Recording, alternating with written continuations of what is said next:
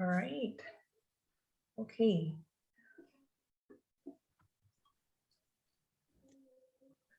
Welcome everybody. Welcome everyone to the ASEAN Data Science Explorers webinar session. Before we start, let's see how, there are a lot of you guys waiting already. Okay, so without further ado, let's start our webinar session today.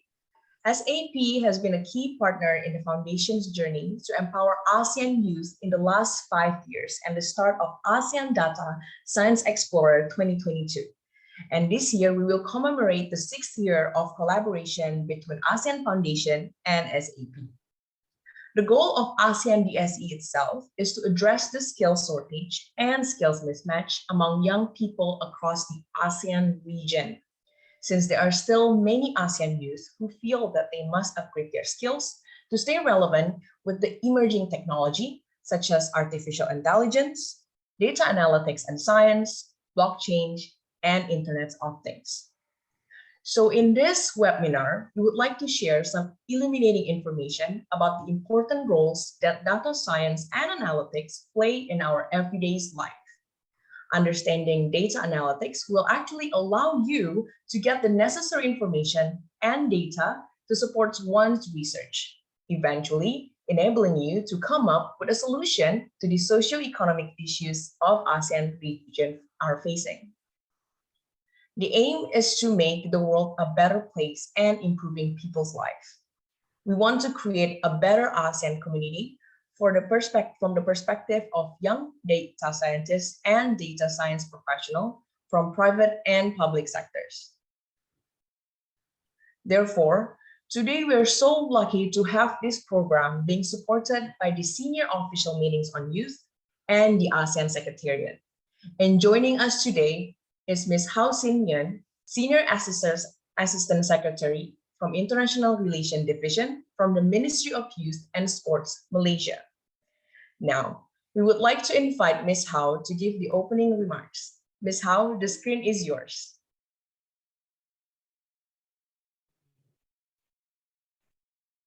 Thank you, Astrid.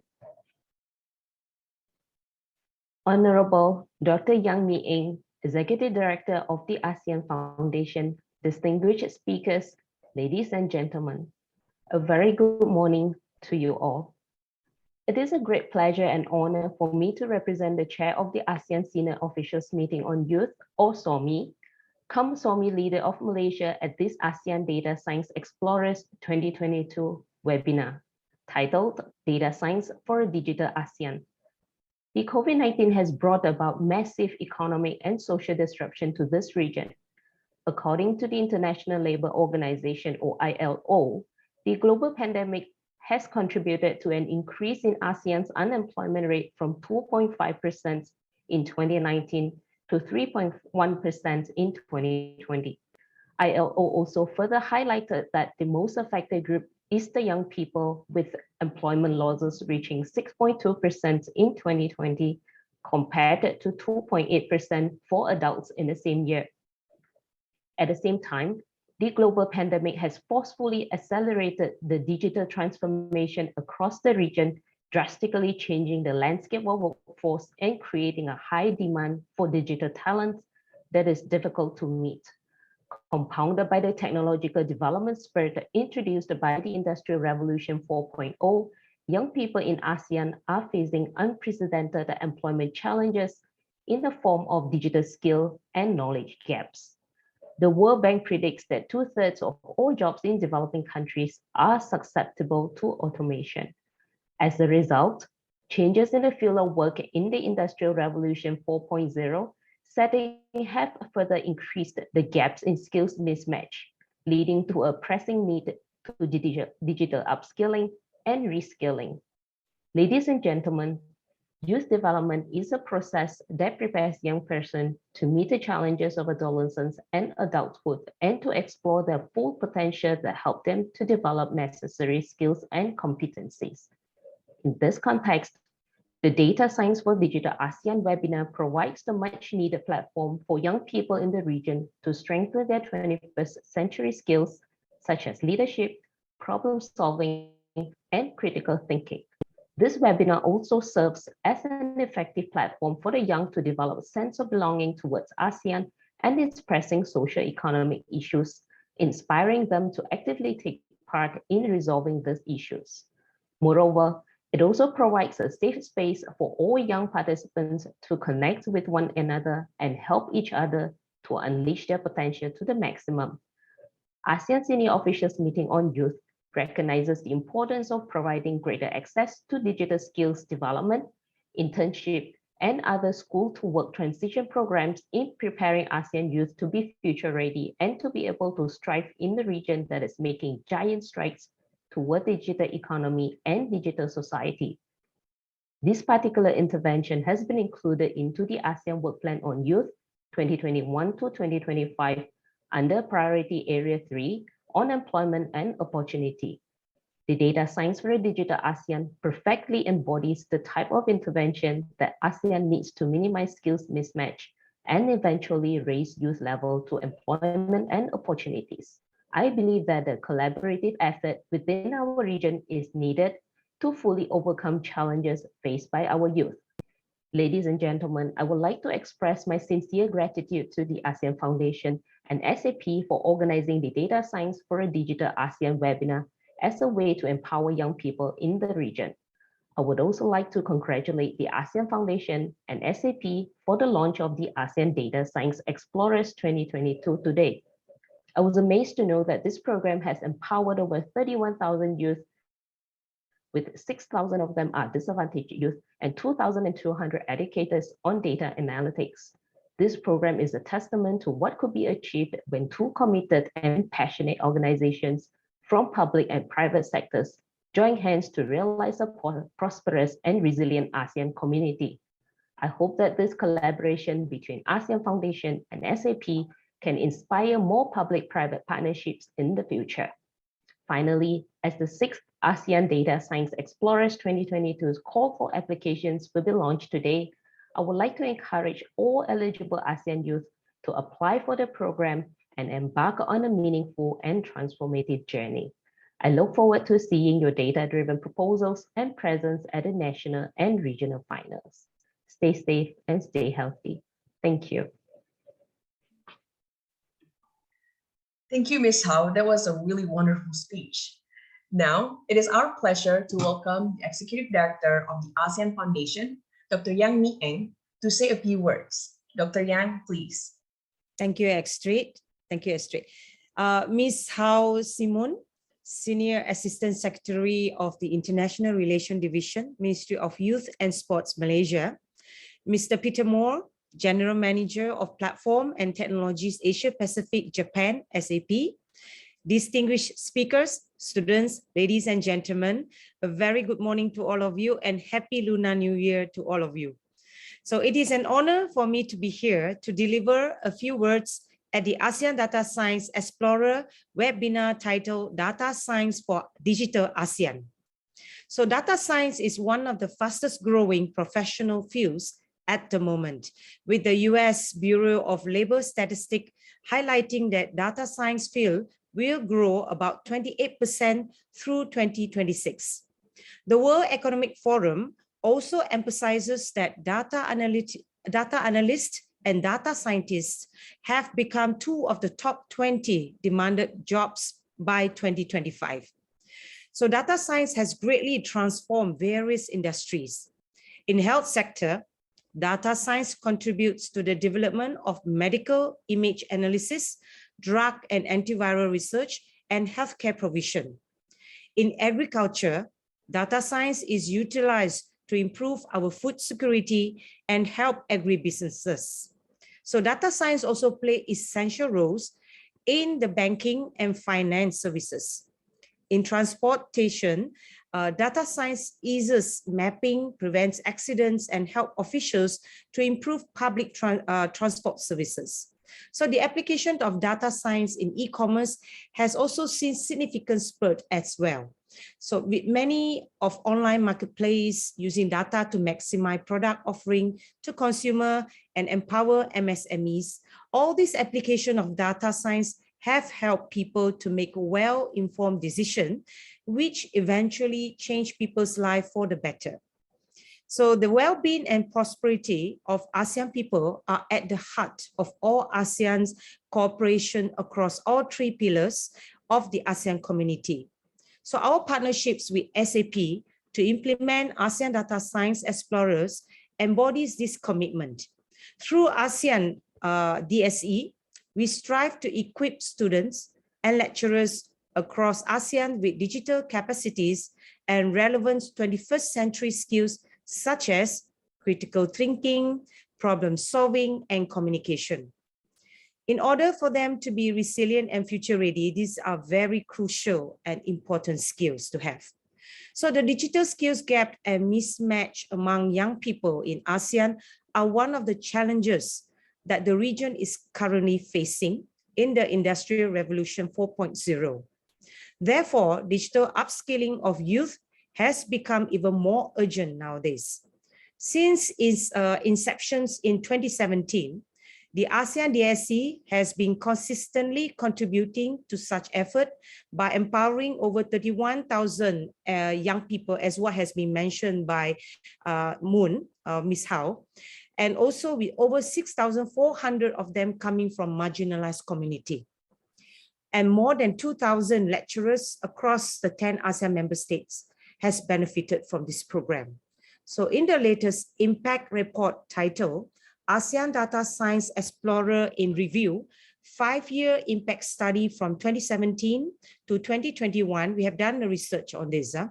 We also found encouraging findings in which ASEAN DSE was acknowledged as a program that not only helps spark youth interest in data science, but also helps them learn hard and soft skills to be competitive in the job market.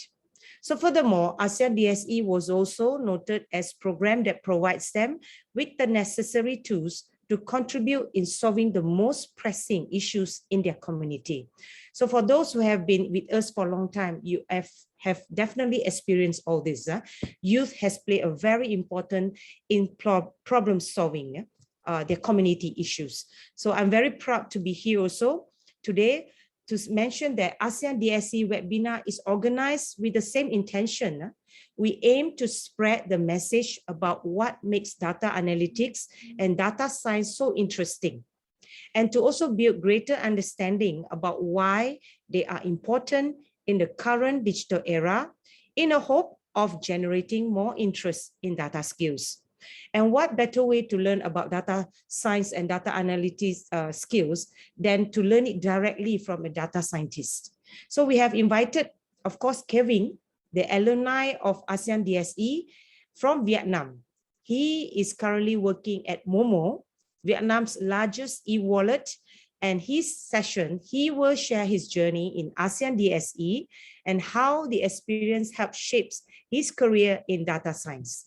So today's webinar also signifies the launch of call of applications of all ASEAN DSE Data Analytics Competition 2022. In this year's competitions, we also extend the invitation to students from high schools across the region to apply for the program. I hope more young people can participate in this program and benefit from it. I would like to express my deepest appreciation to SAP for its continuous support in the implementation of ASEAN DSE since 2017, and for co-organizing the ASEAN DSE webinar with us today.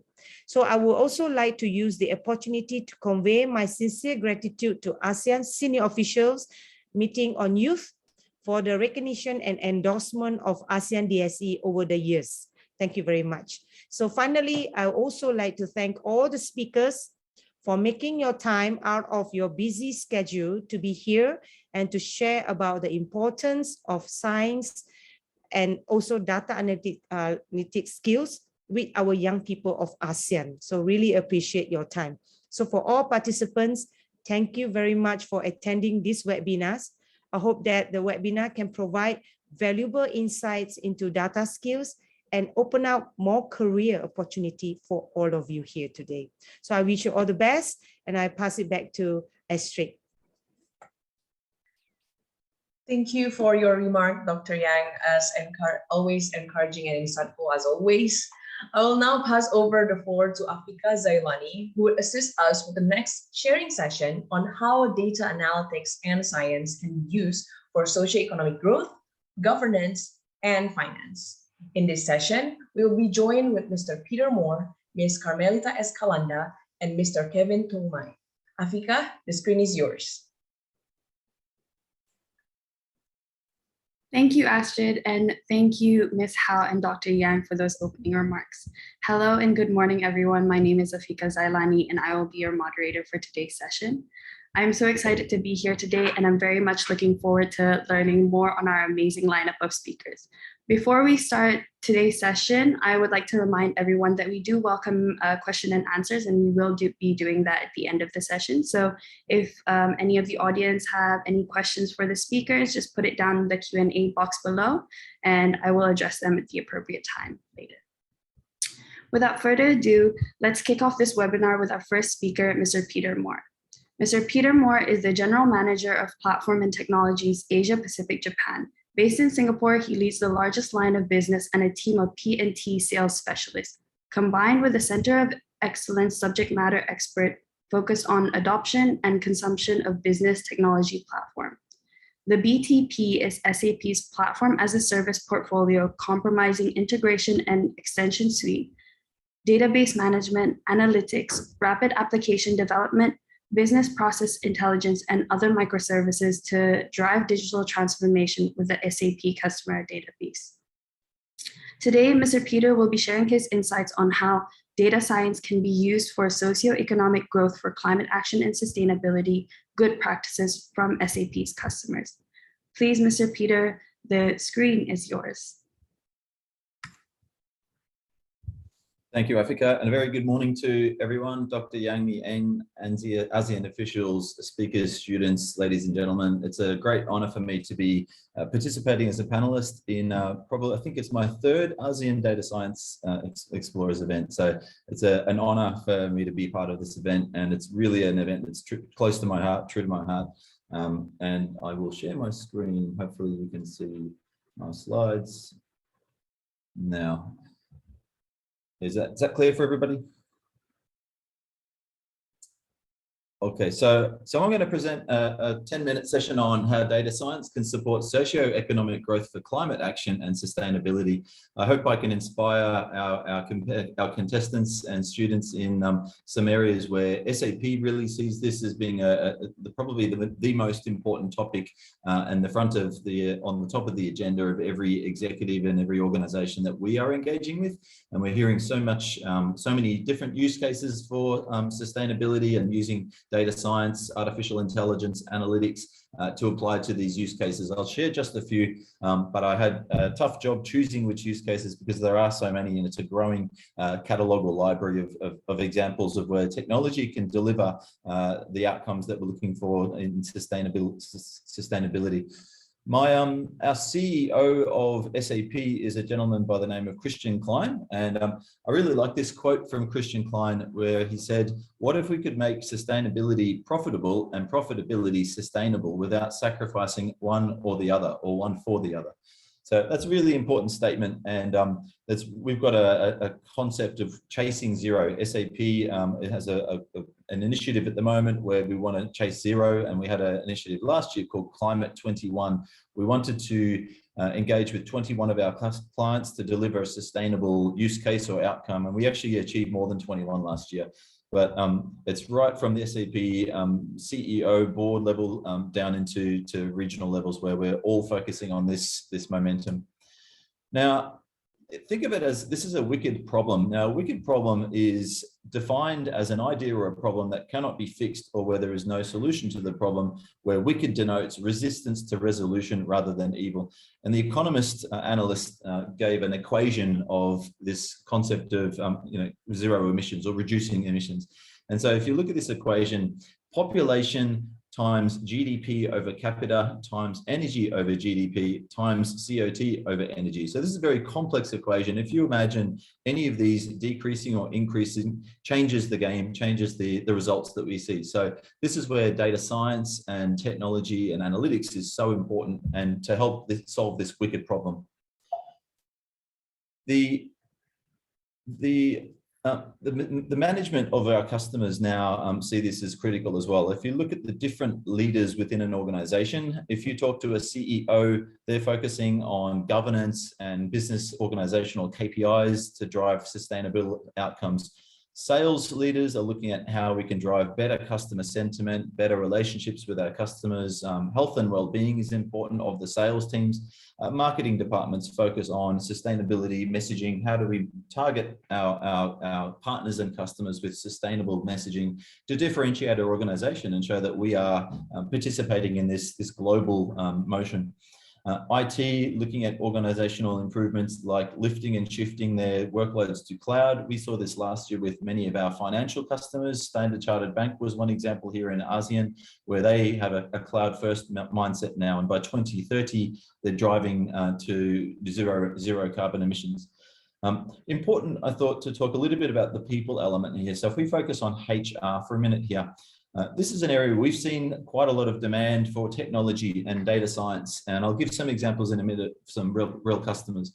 The ability for us to drive more purpose-led relationships with our employee well-being, our employees, providing a safe work environment, work-life balance improvements, etc. So these are all front and high on the agenda for HR managers of our customers.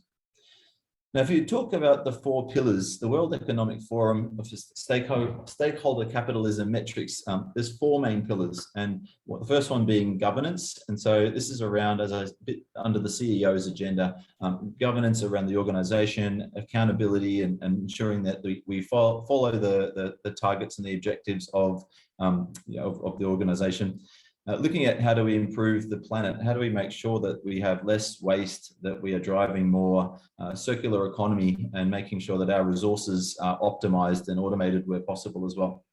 On the people, Mr. Peter, sorry, we've got a couple of concerns on the chat. Your screen split into 2. Is it possible to just have one full thing instead of the 2? Because yeah, great. Yes. Okay. Sorry, I was you're in preview mode, so apologies. That's okay. Sorry. Thank you so much. That's okay. So, so the people pillar is very important, and I've got an example we'll share in a minute on that one. And then prosperity. If we look at these being the 4 pillars, we are building solutions around these 4 pillars to help our customers to deliver on these targets. Now, we have a solution which is built using some of the technology that the students who participate in this event will be using. So our Analytics Cloud solution is used by many of the students in this particular competition. And you'll see at the very top of this solution is this slide is what's called the SAP Sustainability Control Tower. So this is built on our technology, helping our customers to analyze their organizational targets. Underneath, you see the pillars with 0 emissions for climate action, 0 waste for the circular economy, 0 inequality with social responsibility. Now, we have a number of solutions that will help the building blocks as the foundation for the Sustainability Control Tower. But I'm excited to say that the students will get access to some of the tools which are part of this solution, which we've just announced in the last 12 months. So it's very exciting and very good timing that you're participating in this competition using some of this technology already. Now, an example of a great customer case here is rainforest deforestation in Europe. So we have a solution which is currently in the field where we have mobile technology in the trees in the forests, and these devices track the sound of illegal milling or illegal logging. So they can determine when someone is illegally milling or logging in the forest, send a message using artificial intelligence and sending it to the cloud, and then to a headquarters that can then act on that. And now this technology, because of data science and artificial intelligence, we can actually predict before the chainsaws start, because we can measure the sounds of the animals in the forest and determine when there's some illegal behavior happening. So significant benefits here. We can predict a chainsaw event within 3 minutes using analytics and using data science principles. So very exciting. I won't read all of this because I have interest of time, but significant improvement and really helping drive climate, or preventing some illegal climate change behavior. Another customer of ours is Parkland Health. Now, when the pandemic really started to take off, Parkland Health needed technology to be able to forecast and predict workloads or patient workloads in the hospital, and be able to redirect resources into the right places to make sure that they always had availability of the information at their fingertips on mobile devices or on desktops as well. But for the healthcare worker in the front line, this was mission critical technology that they were able to implement. And this was implemented within months, not years, very, very fast and agile solution. I'm just going to show a video of this very quickly.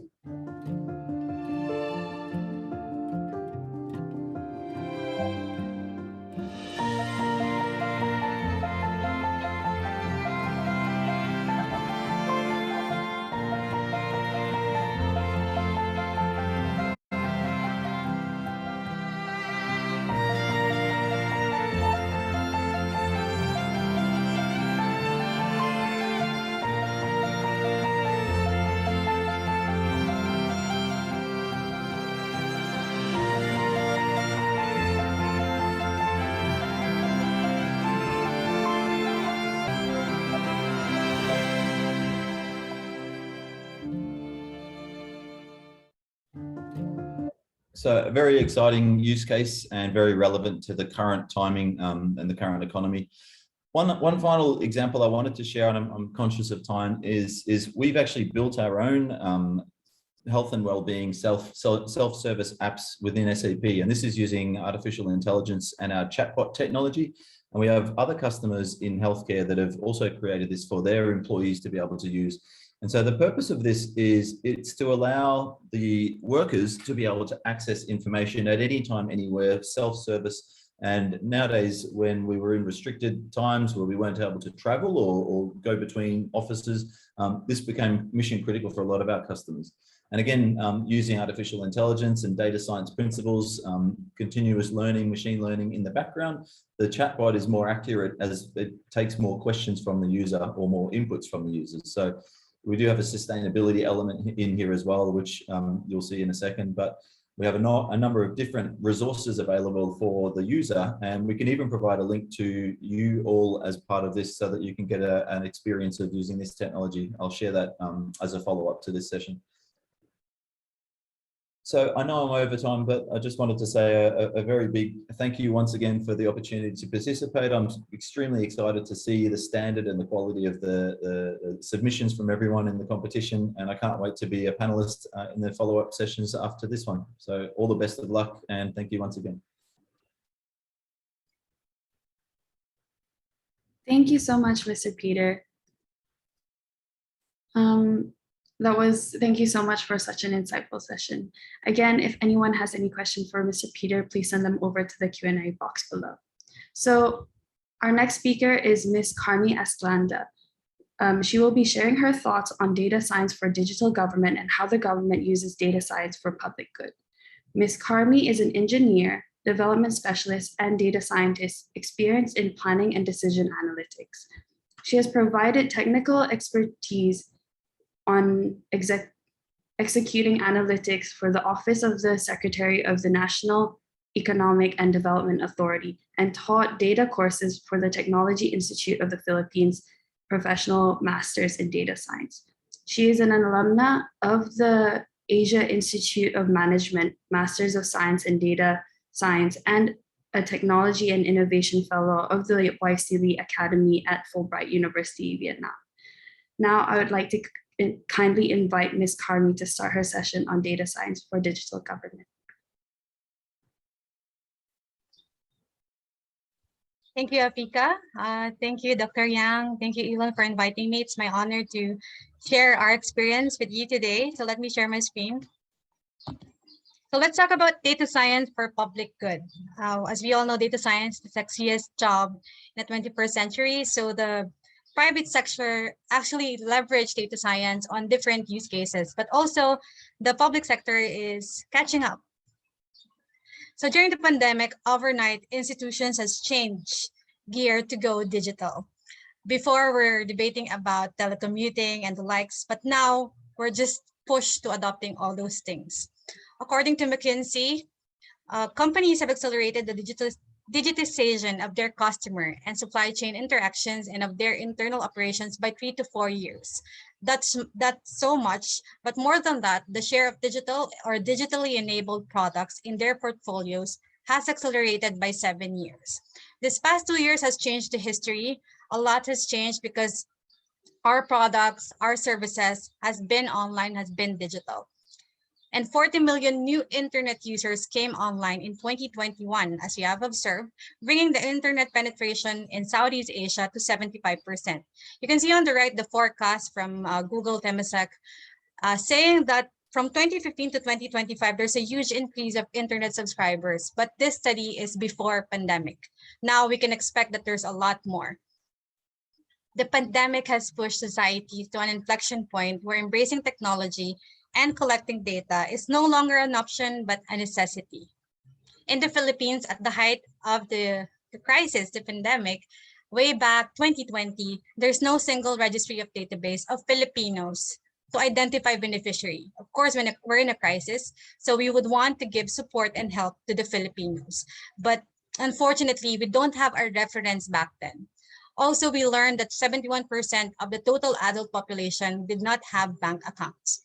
So identifying people is a challenge. Another thing is also giving them the support. We don't have the means. So what we did is we accelerated the implementation of national ID. So right now we're trying to register as much Filipino as we can. Right now on step 1, so we have 3 steps for the national ID. In step 1, we're more than 50%. So it's a history breaker because it has never done before. And then small business wage subsidy program. Also during the pandemic, we designed a system because we learned from the social amelioration, which I was talking about earlier.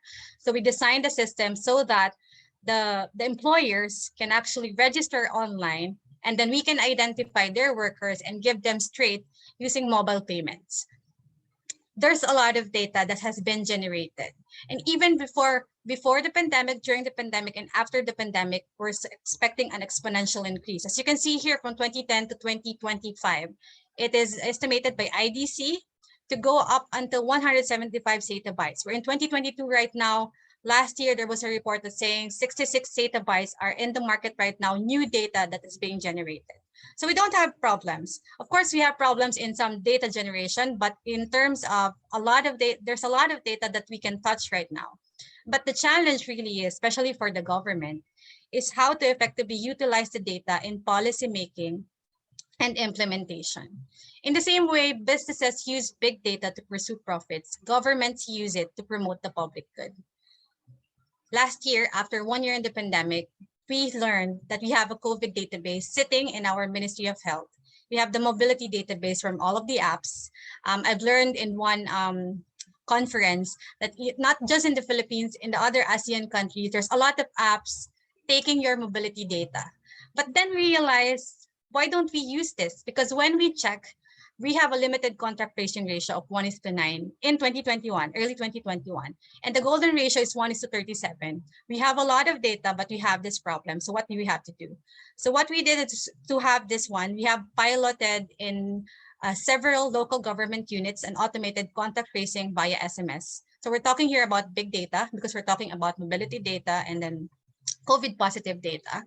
So what we did is we connected the testing centers to the mobility data database using an API, and then from that, having an algorithm network science to have a list of potential close contacts and an SMS blast. Technically simple because you're trying to just integrate the databases, getting a list from an algorithm, and then putting it to an SMS blast. But then using this data science project, we were able to increase contact tracing ratio by 22.25%, and the contact tracing turnaround time, decreasing it from days to hours. Before it's been weeks. Now we can do it in hours. But we are just starting. There's a lot of use cases right now. There's poverty mapping. We're trying to monitor the infrastructure development and analyzing the inequity in the whole country. And now trying also the traffic monitoring. Definitely, evidence-based policy making is the way to go. There's no other way because there's a lot of data. Yes, there's a lot of data. But the problem now is, I'm sorry for, so there's a lot of data, but we lack people to maximize it. As you can see here in the study, in the PricewaterhouseCoopers study, 23% of educators say that their graduates will have data science or analytic skills. But when we go to the employers, they were saying they need 69%. They prefer people who have data science skills. So there is a more than 40% gap. So now, I would want to give you 3 key takeaways in this speech. I hope that you can remember this when you do your projects in this Data Science Explorer journey. Big data is nothing without people. In the government, be in the business in the government, when you're thinking about big data, it's not just about the data, it's about the people who will use it. According to the KKM Group CEO, data means nothing without the people. Without people, data is neither intelligence nor wisdom. Without people, data is abstract, not actionable. Without people, data creates foundation, but not buildings, starts, but not ends. In our experience, in our contact tracing initiative, it's all about people. Even if you have the data and the algorithm, if you can't convince people, it's for nothing. Number 2, insights more than data is the new oil. We've often heard data is the new oil, but it's more than that. Insights is more than data. When we're talking about insights, it's going to action. It's not just about having an infographics. It's letting people know that this is happening and you have to do something on this. And finally, do good one use case at a time. Use data science for good. I hope that you do that. And hopefully in the future, I can see you in the government also. That will be all. Thank you. Thank you so much, Ms. Karmi, for such an interesting and well-informed session. So we've discussed the relationship between data science and the socioeconomic growth for climate action and sustainability with Mr. Peter Moore. We've got a good look of the progression and implementation of digital government and how that has proven public good with Ms. Karmi. Now we move to the topic of data science for fintech and how data science is being used in fintech industry and how ASEAN DSE supports doing daily tasks at a fintech industry with our ASEAN DSE alumnus, Mr. Kevin Tungmai. Mr. Kevin is a data-driven thinker with a background in consulting, data analytics, growth hacking, and product management. Mr. Kevin is currently leading user acquisition initiatives as the Associate Growth Manager for the Growth and Marketing Center for Momo, Vietnam's leading e-wallet and one of ASEAN's unicorn startups. He has a wide experience in data analytics, starting his career off with Dream Incubator JSC, performing rigorous data analysis and financial modeling that helped spearhead the company's market expansion. Then he moved to working under Lazada Vietnam, progressing from an associate to a manager of user growth and performance steering. Last speaker of the day, Mr. Kevin, please, the screen is yours. Thank you so much, Africa, and all the distinguished guests and panelists that joined today's session. So first of all, it's been an incredible honor for me to join today's session, coming from, because 4 or 5 years ago, I was actually sitting in a room listening to the other panelists introducing about SAP and ASEAN Data Science Explorer. And it has been an incredible journey for me to start from a participant in this program 4 or 5 years ago to where I am now. And yeah, so currently I'm working as the Associate Growth Manager for Momo Vietnam. The background, Momo is the leading e-wallet payment solution for Vietnamese. And what we're trying to do is to digitalize payment for Vietnamese people, and then introduce new innovative solutions in terms of digital payment for the entire population of Vietnam, and hopefully create a super app that can bridge the gap of technical literacy for the entire population. So I'll briefly talk about the three biggest problems that we are trying to solve with data science in Momo right now. So the number one is on credit scoring, which is one of the biggest scope that we are trying to master in the last 4 or 5 years. So this come in the background of Vietnamese population not is severely underbanked. I think one of the reports from McKinsey indicate that only 10 to 15% of Vietnamese population is actually having a bank account and a credit card. So the rest, the other 85% are still lacking severely in terms of a banking solution, and that also comes with their lack of finance for entrepreneur, for small and medium enterprises to start the business in Vietnam. So credit scoring is solutions that we are currently working on, looking at people's purchase history through Momo, their transaction history, and using all of that as input through our model to implement a way to gauge the credit worthiness of an individual and how we can assess a certain interest in their portfolio for lending. So that is one critical area where data science is used in a fintech company like Momo. Another one that we are currently working on, which is also incredibly intriguing, is optical computer vision. How we can use computer machine learning algorithm to understand the identity of a person. So basically, how we can take a picture of a identity card and then have the person be right next to that and judge whether that picture of the person is genuine and it can authenticate the identity of that person. Or computer vision can be applied in other fields like taking a picture of the electricity bill, and then it will automatically detect the amount that the user need to pay for that particular month. So these two things are incredibly intriguing subjects where data science can have a real world implications in our app development efforts. And last but not least is recommendation natural language processing. So we have an incredible amount of natural language data. So it's from the data from user chat, experience with the chatbot and all of that. So we have this incredible amount of data that we need to process using algorithm to understand how can we recommend user to a particular function in the app platform, whether that person is more inclined to use a certain function versus the other. And that is also one of the key areas that can help us to detect whether or not the user is actively engaging with the platform and how we can create a prevention method for them to continually engaging with the app platform and use the app, engaging with the app more and more. So those three things are critical areas where data science can have huge potential in leveraging its usefulness in helping myself or helping other users to continually engage in the digital economy.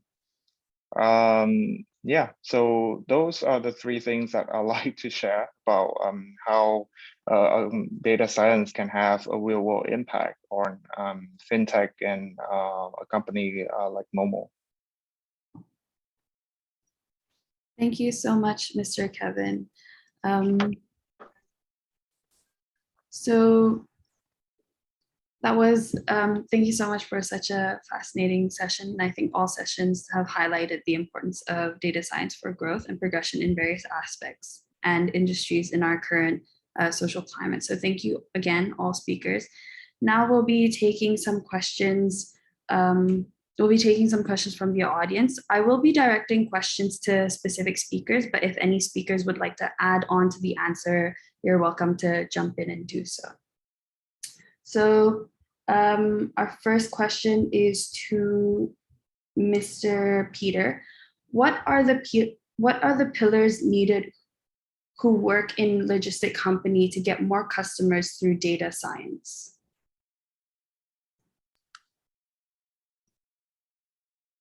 Just trying to interpret the question. What are the pillars? Maybe just repeat the question one more time. I guess it's what are the pillars needed for someone who is working in a logistic company to get more customers through data science? Oh, okay. Yeah, okay. So with our logistics customers, what we've seen is a number of different ways to address it. To provide better service or visibility to customers, we've seen a lot of customers producing, whether it be self-service, a chatbot example I showed before. We have one customer that has created a chatbot for their customers to ask questions or provide an inquiry about a delivery, status of a delivery. It could be an order. Also self-service online through portals, through apps, mobile apps, etc.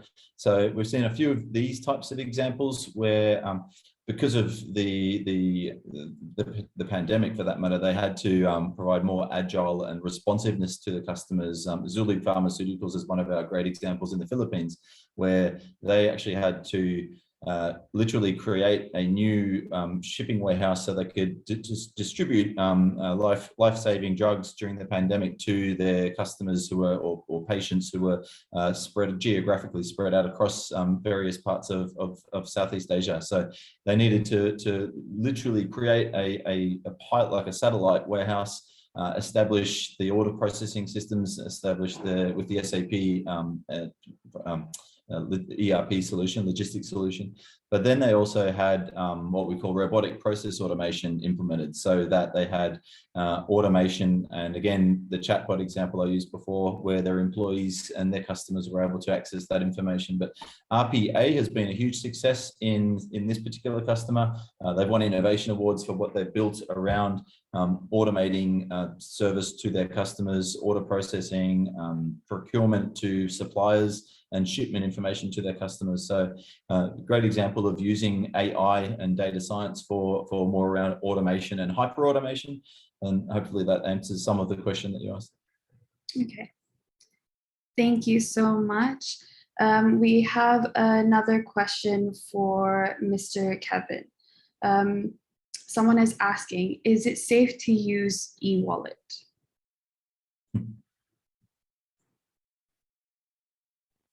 Yeah, it's very safe to use e-wallet. I would say it's even more safe compared to other banking solutions. So as an e-wallet platform, we invest a lot in the data security and like I shared before, like how we can authenticate the identity of any of our users using computer vision to understand the identity of that person, whether the bank account is actually matching with the national identity card.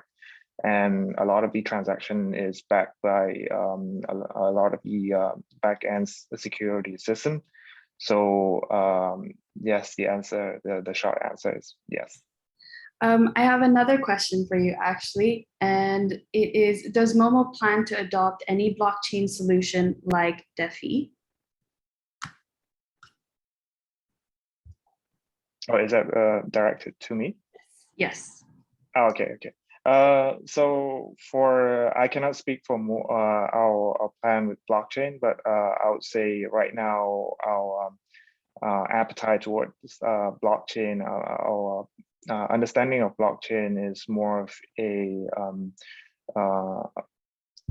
financial derivative. We trade on it, but we don't really have a real use case for it in terms of the technology that we use in Momo. So yeah, the answer would be not right now. Maybe in 2 or 3 years, that would be the focus for Fintech. Thank you so much. I have a general question, and it'll be directed to all the speakers. Should we learn data science skills from university or from short course? Which one do you recommend? Which one is better? Maybe I'll ask, maybe Ms. Carmi can start first, and then Peter, and then Kevin. That's a very tough question. It's a dilemma actually for all those who would want to go into data analytics. But probably I'll be speaking from my personal experience. I think because I've done both. It's just that I did the university studies first. Probably I can give the pros and cons. The pros and cons, the pros for the university study is that you're working with a team, not just computer and you. So you have people around you to help you, and it's an enriched learning if you're in a team, and it strengthens also your technology learning.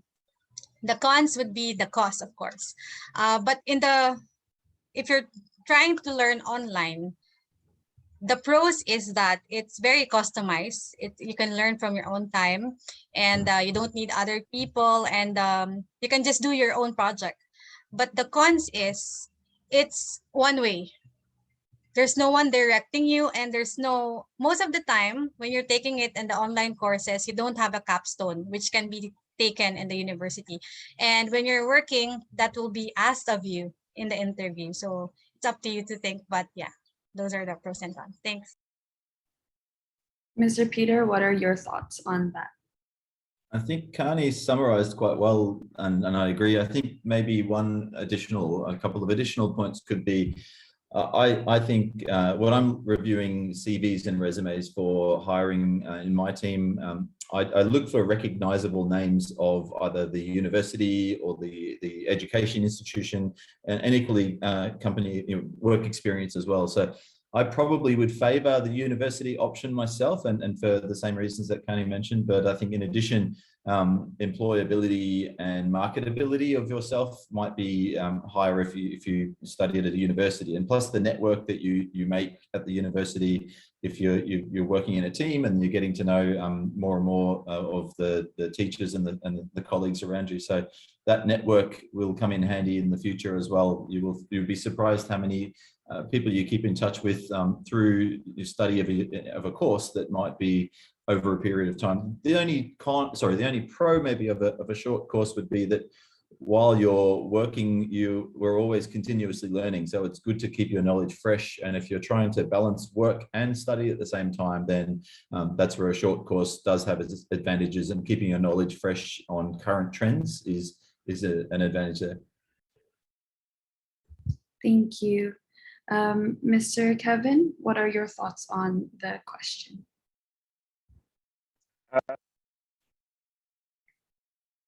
Sorry? A lot of great. I think Kami and Peter has already elaborated really good points on the question. So university has always been the most optimal course for learning data science, but I'll speak from experience because I'm not from a data science or computer science background. I'm actually from a finance background. So my journey is it has a lot more to do with self-learning via online platform and figuring out online competition to solve certain challenge using certain data sets. So it's certainly a path that you can take if you don't have either the time or the commitment to study a full-time course in university. So the option is there, and but I will say that it's more. I will encourage you to, if you have a passion for it, look for a company or a product that you can work on with a group of friends or a group of colleagues. The environment of having a team that work on same problems can really elevate the learning curve for you a lot, accelerate the learning process for you. Thank you so much for sharing that. Okay, so we have another question directed to all speakers. Is there application of data analytics outside technology-oriented society? So far, the application mentioned just fits society that had integrated technology, which means big cities and not small towns. Maybe we could go for Mr. Peter first, and then Ms. Carmi, and then Mr. Kevin. Sure, I'll have a go at it. I think maybe just to re-highlight the example, Zulu Pharmaceuticals is one customer where they had to create in a small city in a rapid fashion effectively an operation that was able to then respond to customers and to the growing needs of the patients in the hospitals. So they because technology these days and a lot of the data science platforms can be cloud-based these days, so you don't need necessarily the infrastructure that you traditionally in the past may have needed. Mobile technology also provides access to the tools much easier without needing a large enterprise integrated corporate infrastructure. So we're definitely seeing more and more of this where it's effectively accessible anywhere because it's cloud-based, and the technologies can fit on a mobile device very easily, so or a tablet. So a lot of our customers are doing this nowadays and don't necessarily have to have a large infrastructure in place. Thank you. Ms. Karmi, would you like to add in your thoughts for that? Thank you, Afika. Hadi, we have to understand that before we do data analytics, we need data. So before we think about having a data science project, we need to know if a certain locality has this data. In the Philippines, what I learned is that there was one data company. So they're into poverty mapping, all because they have access to satellite data. And I think if you're asking about applications in little cities, that can be possible given that you have the data. Thanks.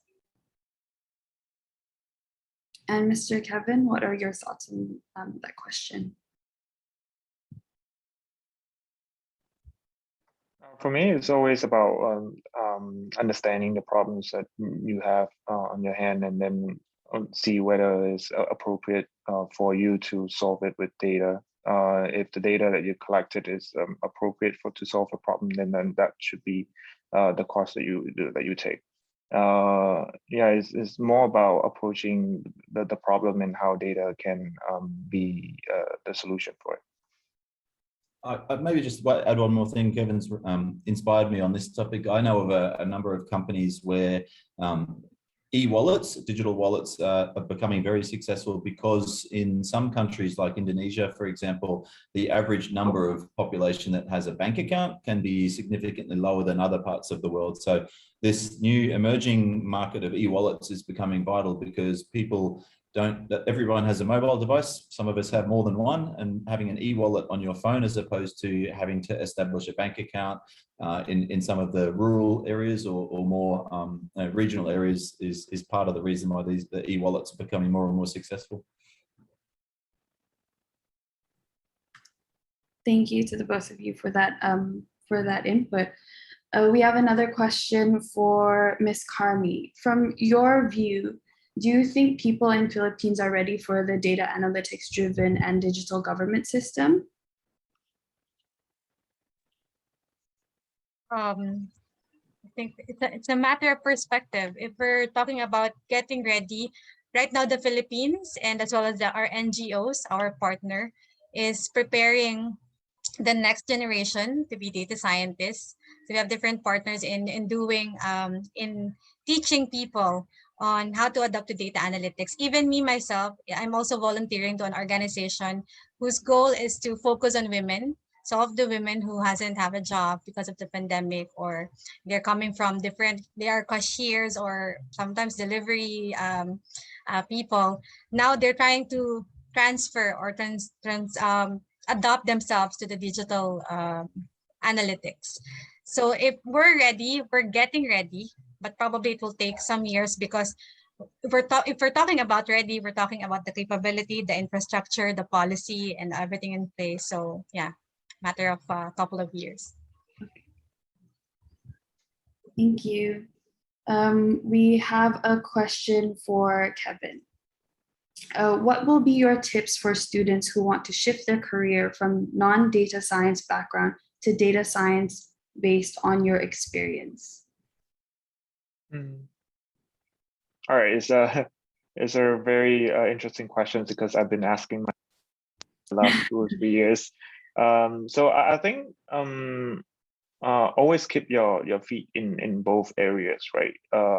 Because even though you have a certain interest in data science, it's always good to know that your background is actually helping you a lot. So for me, my background in finance is helping me a lot with understanding how financial institutions operate in Vietnam, and that knowledge would feed right back into my career in data science, because some of the things that I've learned in finance is actually helping me with like modeling how certain things in my daily scope of work in Momo. So yeah, so the first advice is to do both, to keep data science in the back of your mind, practice it, see if you are good with it, see if you are still progressing day by day. And then once you hit that mark, maybe about like 1 year or 1.5, 2 years, depending on your own natural pace of doing like data science competition, online learning, you feel like you have the aptitude for it, then I'll say that maybe you can progress it further, apply for jobs in the industry, and maybe after a couple of years working in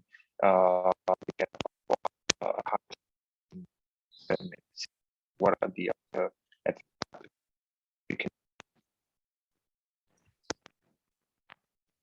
Okay. Thank you so much, Mr. Kevin. We have another question for Mr. Peter. What is the difference between processing data with SAP compared with data programs such as Python, SQL, and other solutions?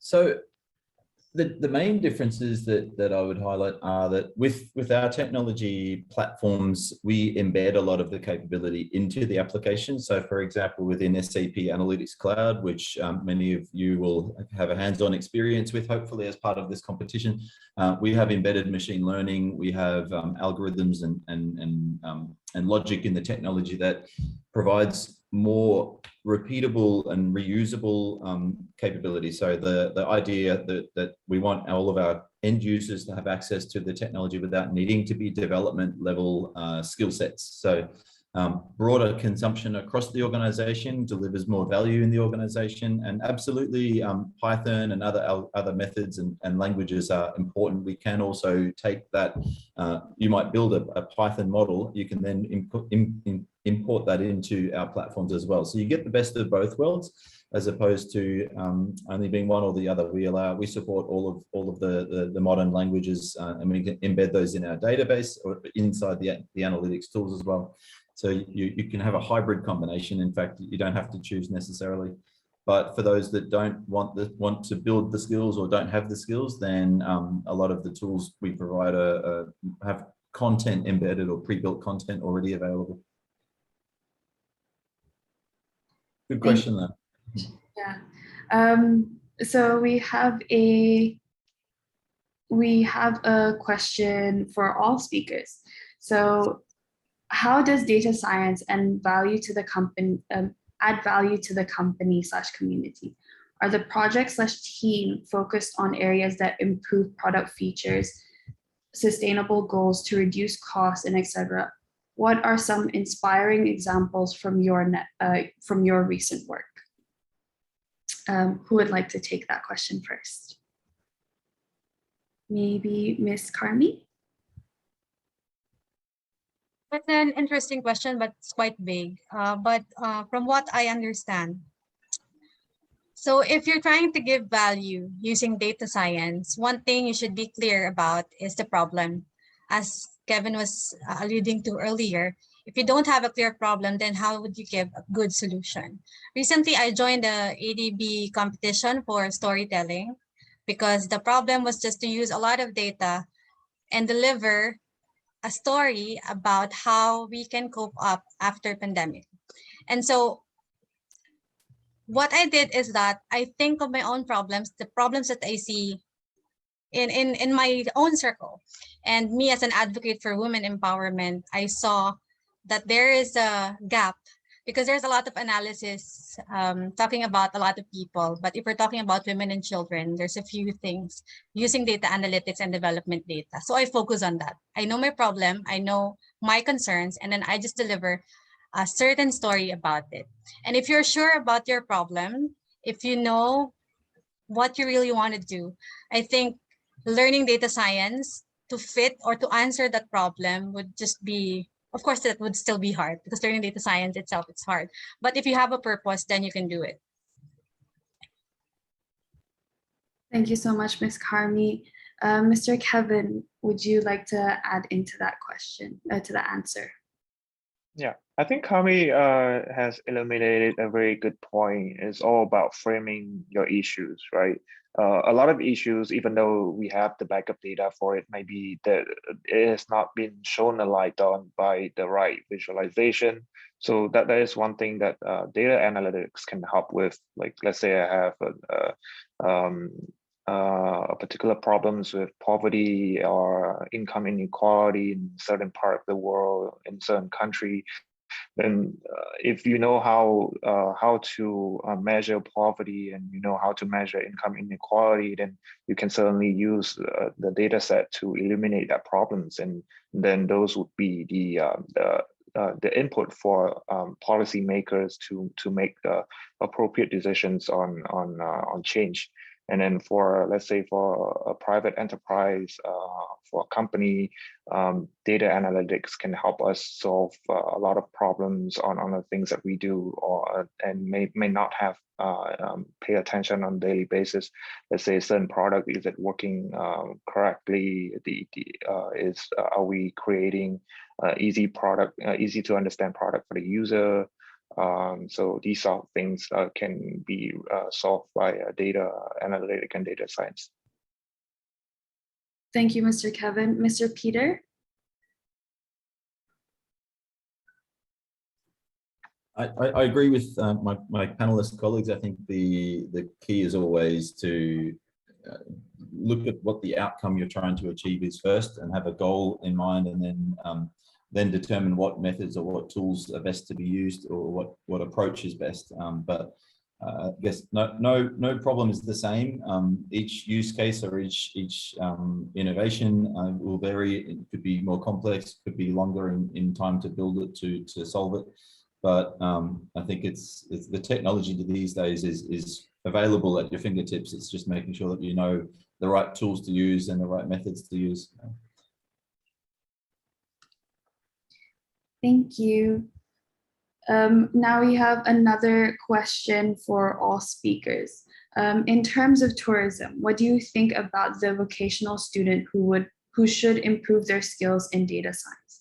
Most of them focus on their tourism skills, cooking, making the bed, guiding. However, it is also essential for them to be more aware of these issues. Could you please share any advice for them? Could you please share any advice for them? Maybe we'll start with Mr. Kevin.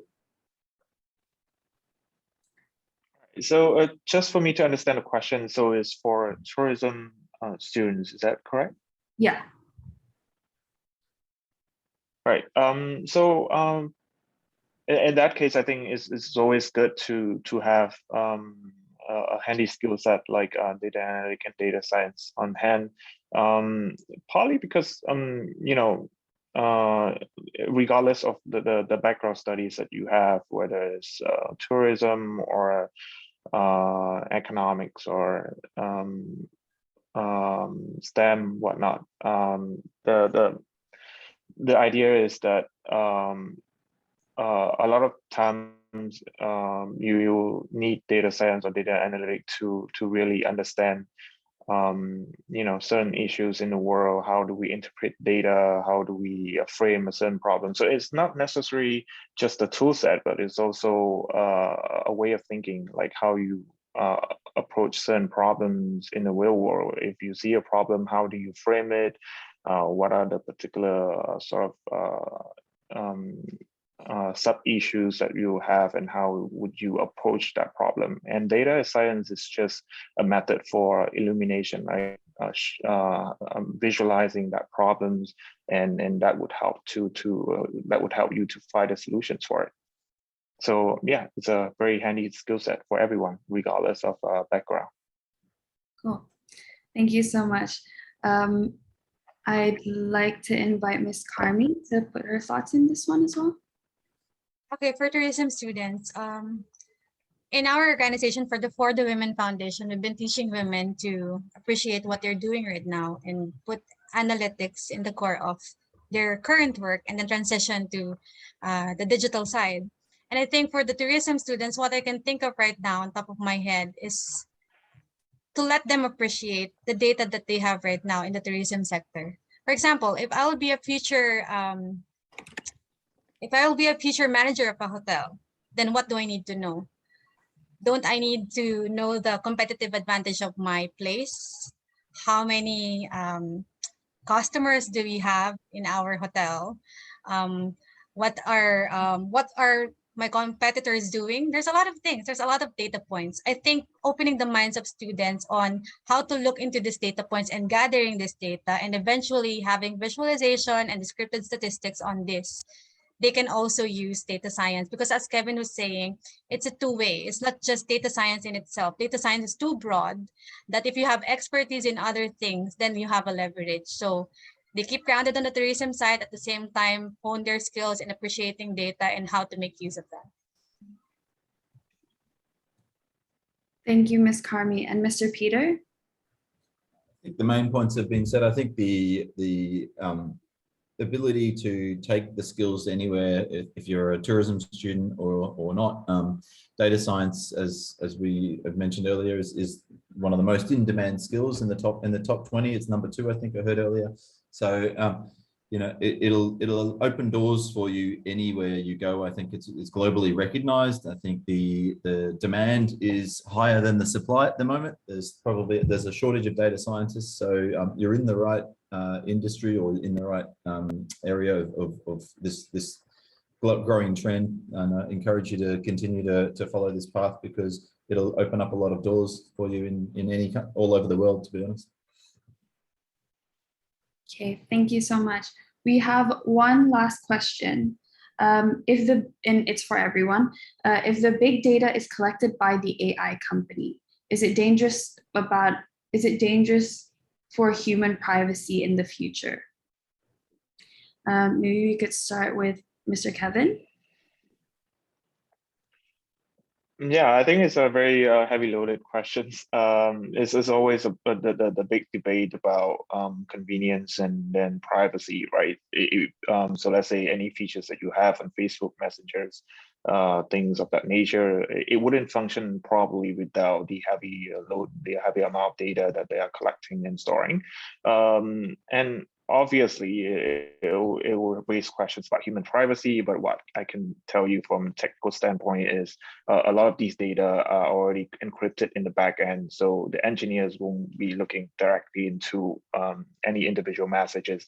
What we're trying to do is processing on that encrypted layer. So the valuable contributions for a big AI company is not just the data, but how they can turn that data into valuable information, to turn that data into tools that you can use on a daily basis that would ease a lot of the use case that you have. Let's say chatbot is one big use case for a company like Facebook, or in the sense it's the same use case for Momo. We don't necessarily look into individual transaction of the user. We just use the overall signal from the data encrypted already and frame it into a solution so that a user would have access to a very good credit score. So I would say it's not necessarily a danger to human privacy. It depends on how we choose to process it and how we choose to encrypt and make sure that data security is also improving hand in hand with the amount of data that we are collecting and storing. Thank you so much, Mr. Kevin. Ms. Carmi, do you have any thoughts on that? Yeah, that's a broad question, but probably what I can say is prevention is better than cure, and anything that is regulated cannot be abused. So that's forefront for me. Number one is on the data user. If you know your rights and if you know the limits of how you should share the data, your cookies, monitor that because that's how data are being generated by the big companies. Number two, for the government, I learned in one conference that not all of the ASEAN governments have this Data Privacy Act. We in the Philippines, we have. So it's very important that the government have that. Number three, the academe. If we're teaching our kids, our youth, we learned in one study I've had with the Fulbright University that kids, especially boys, from 13 to 18 years old are very prone to cybersecurity attacks. I don't know why, probably they're just clicking anywhere. So be mindful of that. Make sure that you're teaching the kids teaching the youth on how to use data and technology well. And fourth is the company. If we're engraving in our norm that as for our data scientists, to make them accountable to everything that they do, we have data ethics, and as data scientists, we know that. If the companies uphold to that, I think we won't have any problems on big data in the future. Thank you, Ms. Carmi. Mr. Peter, do you have any thoughts on the question? It's a hard act to follow. The first two answers were very good. So I think, but look, I think, yeah, it's important to know who you're dealing with and who you're giving the data to. Like you've got GDPR, which is the global data privacy regulations, but as Kani mentioned, that doesn't apply everywhere. So I think, and Kevin mentioned that data is not at the transactional level, not always used, but more at a trending level or at a macro level or metadata layer. So I think, look at who you're giving your data to. Be, it's always prevention better than cure for sure. We're all responsible for our own data, and we've got to make sure that we don't reveal that to the wrong parties, and that's always going to be the challenge. But organizations that have principles and have regulations and guardrails in place, then they're the safer ones, not necessarily saying that that's prevents someone else, phishing or intercepting your data. But I think it's a continuous focus for all of us to try and keep that. And there's regulations in place to try and protect the consumers or the end users. But be careful where you're dealing with is probably my answer. Thank you so much. Just one last one, just to wrap everything up. I wanted to ask for all speakers advice, your last words to help engage youth to study data science. What is your short piece of advice and words of encouragement? We'll go from Mr. Peter, Ms. Carmi, and then Mr. Kevin. Okay. So I would summarize it in a couple of ways. I would say this is an industry, or exploding industry. It's an industry full of opportunity for all of you that choose to go down this path. I think if you have a passion for analyzing and being able to make decisions based on information that you can derive from the data, then that's extremely valuable and very employable too. So I think the technology is continuously evolving. It's now more user-friendly than ever before as well. I think you don't need the skills as much as you used to in the past of being a heavy programmer or developer. I think it's now a lot more accessible and usable for us all to be able to get the value out of that. I think as I mentioned earlier, this is a global industry that it'll take you many different places. You could end up taking your skills to other parts of ASEAN or other parts of Europe or US, anywhere you choose to go. So it's an exciting opportunity. And often what I say is what you study may not always be what you become or where you end up. I studied engineering. I'm a sales manager. But certainly the skills that I took on board during my engineering degree have helped me in life in going directions that I chose to. So you don't feel that you're locked into anything that you study. It's just all about applying yourself and developing skills that can be transferable to other areas as well. And I can't wait to see the results of your submission. Thank you so much, Mr. Peter. Ms. Carmi, what are your advice, short words of engagement for the youth? Yeah, I got 3 things. Number 1, know your problem that you care about, be it in the finance sector, economic sector, wherever it is, know your problem. Number 2 is equip yourself. There's a lot of means to do it right now, especially now that it's all virtual. And number 3, of course, execute. Don't forget that, because even if we learn a lot and then we can execute, that's for nothing. Thank you, Ms. Carmi. And Mr. Kevin, as a former participant of ASEAN DSE, what are your words of encouragement for our potential participants soon?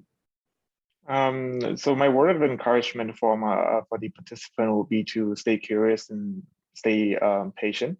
So it's not going to be an easy journey. So a lot of hardship with learning new skills and engaging with new platforms. But there are a lot of resources available for you at all moments. So especially for SAP and ASEAN Data Science Explorer is a really great stepping stone from my experience. It has open up a lot of new opportunities for me. It helped engage my curiosity a lot. And through that, you take that as a very good stepping stone and open up new opportunities, learn new things, and it will help open a lot of new doors for you from a career perspective in the future. So yeah, stay curious and stay patient. You guys will do well. Yeah. Thank you so much for those words of encouragement from all speakers. Thank you to all the participants for all the questions and staying along for this session. Wanted to say thank you again to the speakers for your time and knowledge. I will now hand it back to Astrid. All right, thank you, Afika, for moderating the session, and thank you to all of the speakers who have shared their experience and thoughts. We know that your words will be in fact impactful for our young participants. So thank you everyone for your attendance and most definitely questions. We hope that the sharing session has enlightened you to pursue a career in data science, because not only that it is a sought skill in the future, it will also enable you to bring ease and greater impact to people's life. So do not forget to register for the ASEAN Data Science Explorers 2022 competition at www.aseandse.org. Again, please register for the ASEAN Data Science Explorers 2022 competition at www.aseandse.org. The competition is launched today, right at 11:30 a.m. Jakarta time.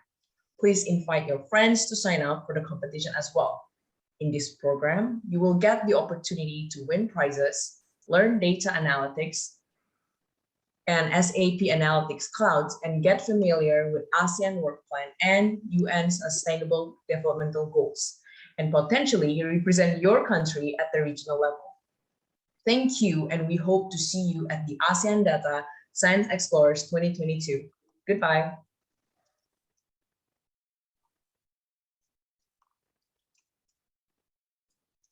Thank you, everyone. Bye. Thank you, Dr. Yang. Thank you, Peter. Thank you, Kevin. Thank you. Bye-bye. Thank you, Carmen. Yeah, all the students, all the best, youth. Bye. Good luck. Yes, the website will be, the application will be open in 10 minutes, everybody. So do not forget to sign up, get your friends, and learn a lot of other things as well. Thank you, everybody.